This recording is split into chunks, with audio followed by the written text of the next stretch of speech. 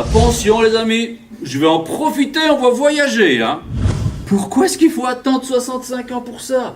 Ça c'est les réflexions que moi j'avais. Je me suis dit mais est-ce que c'est cette vie-là que j'ai envie? Est-ce que maintenant à l'âge de... J'étais encore jeune à l'époque, 45 ans. Est-ce que j'ai pas des rêves? Est-ce que j'ai pas envie de faire quelque chose? Mais seul problème c'est que je ne savais pas par où commencer, je ne savais pas du tout comment les réaliser.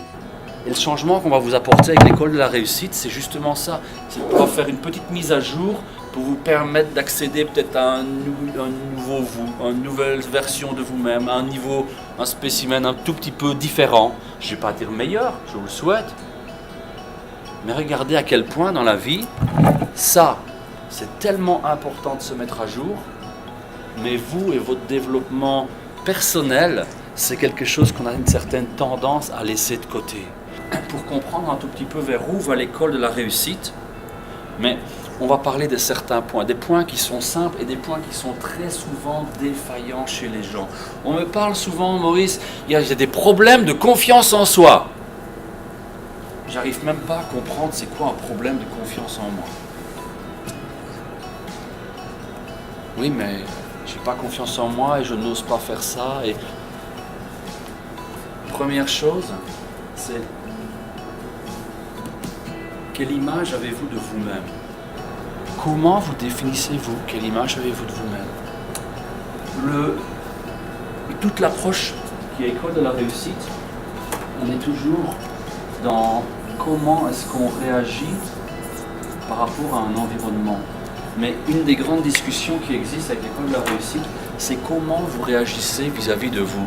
Comment vous travaillez, vous, avec vous. Comment est-ce que vous vous parlez? On veut tous des nouvelles compétences. On veut tous savoir quelque chose de plus. On veut connaître la formule magique qui nous amènera le bonheur.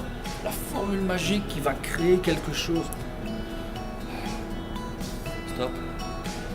Ça représente que 20%. Tout le monde investit de l'argent dans ça, tout le monde investit de l'argent dans ça, tout le monde investit de l'argent dans ça. Si c'était juste une question de compétence, vous lisez un livre et votre problème est résolu. Je suis certain qu'ici dans la salle, plein de gens ont déjà lu des livres sur comment devenir riche, comment créer son entreprise, comment parler italien, comment parler suisse. On a déjà tous lu des livres comme ça.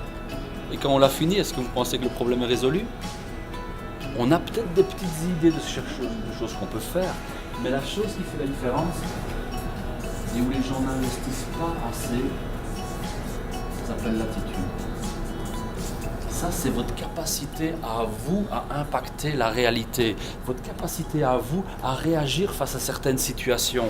Et c'est l'attitude qui va faire la différence dans presque tout.